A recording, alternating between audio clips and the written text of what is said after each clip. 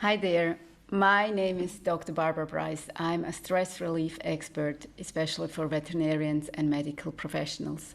And today I would like to talk about 7 signs when it is time to leave your job. First of all, I would like to emphasize that I'm not here to advocate you to leave your job at the slightest sign of a problem or of a challenge, of discussion or a fight or something.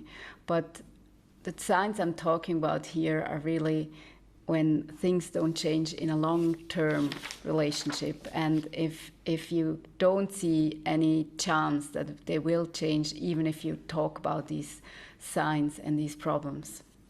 So the first point, and my most important one, is when your job is affecting your mental, physical, and emotional well-being. What do I mean by this? Well, signs of harmful, when your job is getting harmful for your mental, physical, and emotional well-being, are like problems to sleep, like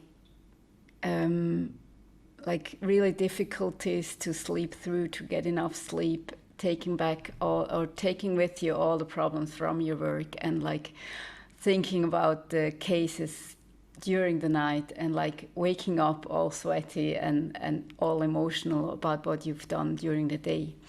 And I know that there is, especially when you start veterinary medicine, when you start freshly as vet, or as probably also as doctor, there's a lot of processing happening during the night, and that's normal because there's so many new things to think about. There's so much responsibility and so much to process. I'm not talking about this kind of processing. I'm talking about you being in a job environment and having had a few years experience when this still happens.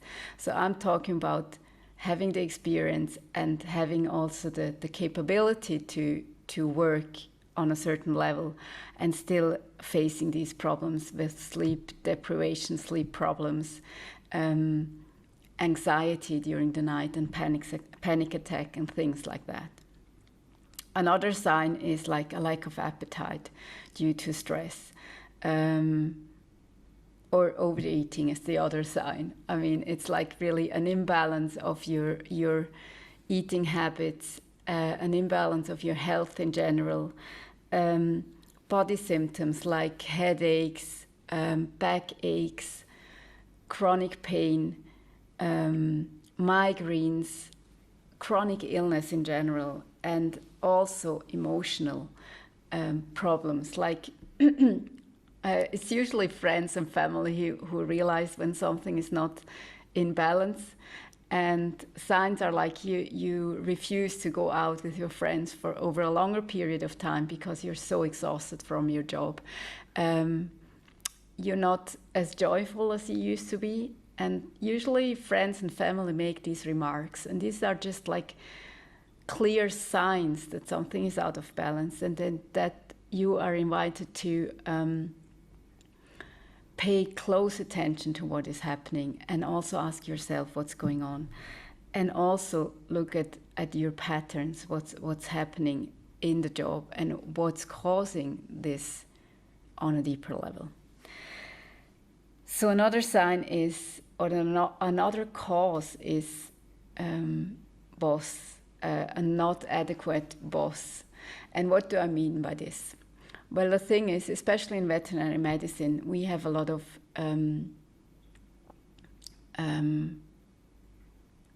employers who are not trained as a leader. They sometimes have natural leadership skills, but there are only a few of them. They're like more the exceptions. And the thing is, what do I mean by a not adequate boss? I mean, a boss, it can also be that you're just not a good fit, but it can also be that it's not possible to give your best under the circumstances you encounter. And this can be that you get criticized all the time, that you get belittled, that you get laughed at, that you feel like you don't have the chance to learn and to develop, but you're just getting pushed down and wronged all the time. So I'm not talking that you don't make any mistakes. Everybody does. But what I'm talking about, the culture, how to treat mistakes and how to deal with mistakes in a surgery, in a job environment. And that's really the thing. What happens if you make a mistake? Do you get the chance to learn it, to improve? Do you get like tips? Do you get on-the-job learning? Can you be like a shadow vet for a certain time? And how's the culture in general when you make mistakes? Are things, do you try to cover them, or can you speak about them openly and ask how you can do things better? Do you get the support of your other colleagues? What's happening there? And one sign that it's not a good environment is when you don't get this support, when you don't get the learnings out of mistakes, when mistakes are not accepted at all, or when you don't get a chance to improve your skills and maybe also discuss cases and things like that. And the thing is, it's a big topic. Many of the leaders in veterinary medicine haven't had the chance to get any leadership skill training or leadership. They haven't had learned leadership. And because many of veterinarians are like, what do you call them? It's Einzelkämpfer in German. It's like they are used to work on their own. They're used to work hard, and they're not used to take somebody's hand and teach people. So it's really a conglomeration of circumstances. And when you realize you're together with a boss who doesn't have the patience to teach you, who doesn't accept, or like who only criticizes your mistakes but doesn't give you the chance to learn and improve, that's another sign that it's maybe not a good fit. But before you just leave or like resign, give them the chance to develop too. I mean, it's also like kind of a generosity from your side, or like, you know, together with people, there's always this learning and this development and this growth together. So have the courage to speak about these things and ask for help, ask for support, and really point out the areas where you don't feel comfortable, where you don't feel ready to work on your own, and really ask for practice, ask for help and support, and have this commitment to really engage in this and improve your own skills and learn from your mistakes. So the third point is a very unhealthy work environment. What do I mean by this? I've read people talking about they love working with animals, they love working with clients, but what's really toxic is the work environment they're in. Sometimes it can be like a team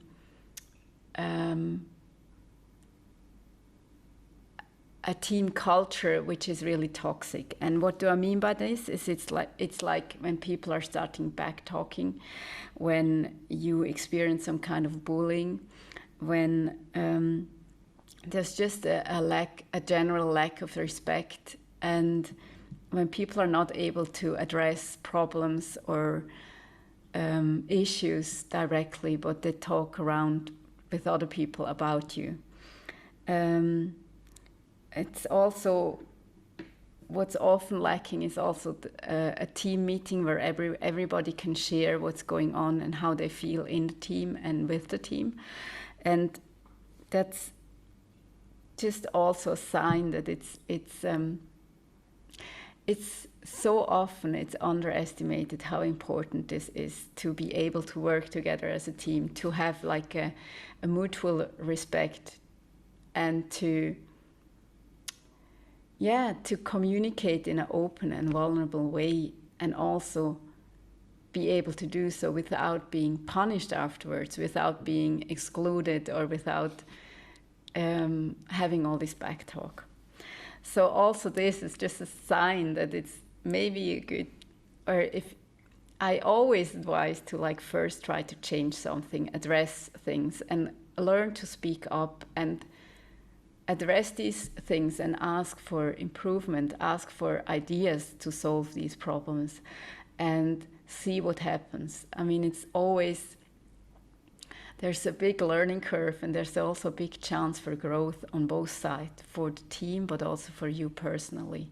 Learning to speak up, learning to respect, learning to have these vulnerable team meetings, and also being able to find better solutions for the team, for yourself, but also for the work environment in general. The fifth point is when you see that your workplace, that there are just illegal actions going on, that things are not complying with law. And this is really a red flag. I would highly advise to leave this work environment as quickly as possible, because you don't want to be involved in illegal actions and being made responsible for those because you remained silent and just stay there. So I would really advise to just leave. The sixth point is the safety in the job and on the job. And in veterinary medicine, especially if you do large animal practice, it's important. It's important to keep safety measures, and it's also important for good veterinary practice to like have these things in place and ensured. And also all the equipment should be safe. It shouldn't be outdated, or I also mean like it shouldn't break, or it shouldn't be harmful for you or the animals or the clients. So really make sure that you are in a safe work environment, and that safety is a high priority in your workspace. Also there, if you see that there's something not correct, have the courage to address it and see what happens. And if the owner refuses, or if your boss refuses to change anything and is not willing to make improvements or to respect your concerns and do something about it, then it's really time to take action. The last point is financial issues. Like when you experience that your salary is not paid in time, when you experience that there's something going on with money, that maybe the surgery is moving towards bankruptcy, or that there's really things not working well. Also there, you don't have the power to change it, but you can address it and say, I have a bad feeling if I'm in this work environment, and I would like to have my salary on time.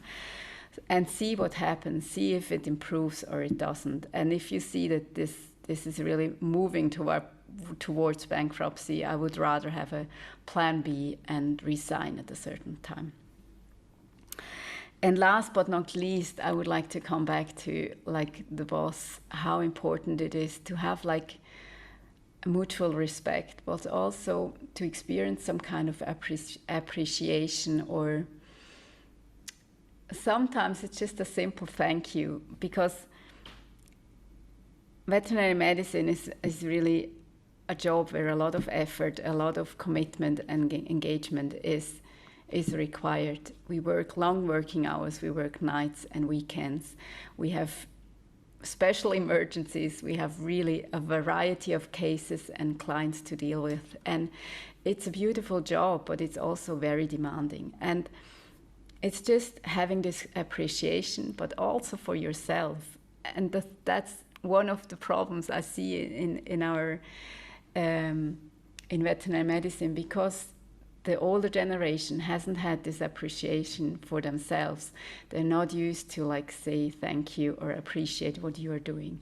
And we are really, and I don't mean monetary appreciation. It's more like something from the heart, and recognizing the the other person for who they are and what they do.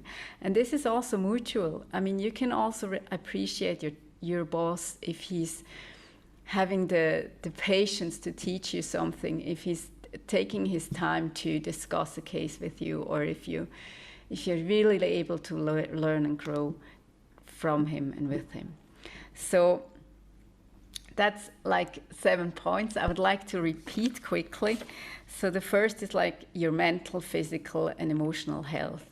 When this is out of balance, it's a clear sign that you're invited to look at this more closely and to make like a inventory and check, what can I change? What is causing this imbalance? What is causing the lack of joy for my profession, and also the feeling that I have to drag myself to work every day? I mean, if you have this feeling for over a longer period of time, it's really time to consider a change in your career. Second is having a boss which is not adequate. So also there are learning curves. It's a giving and taking, and it's really a question of respect. If you don't get the respect from your boss, for me, this would be a no-go. I mean, mutual respect is like a basis for everything. And the third point is the work culture in general, in the team, the ethics, the values, how we speak to each other, the respect, and how you talk about other people, or if this happens at all, or also how clients are treated. If I also experience sometimes people get very cynical also about their clients, and that's also a clear sign that something is out of balance, that there's too much stress, and it gives such a bad feeling if you treat your clients in a cynical way behind their backs. Then illegal actions, red flag, safety in and on the job, all kinds of safety measurements, if they are not taken care of, it's a clear sign to address this issue or also leave. And financial issues like bankruptcy, and the appreciation of your boss towards you, and maybe also like mutual appreciation and respect. So these are the 7 signs. If you liked this video, please comment, like it, subscribe to my channel, and I will be happy to make more videos for you. Thank you.